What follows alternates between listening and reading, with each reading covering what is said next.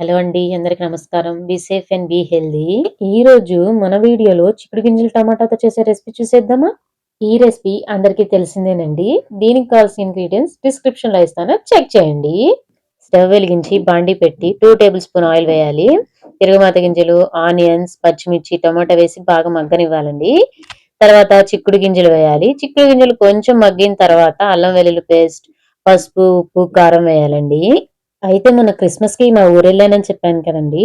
హైదరాబాద్‌కి రిటర్న్ అయ్యేటప్పుడు మా ఆడబిడ్డ అంటే మా ఆయన వాళ్ళ అక్క ఎంతో ప్రేమతో ఒకరోజు రాత్రంతా నా కోసం చిక్కుడు గింజలు ఒలిచి వచ్చేటప్పుడు క్యారీ బ్యాగ్‌లో ఇచ్చిందండి.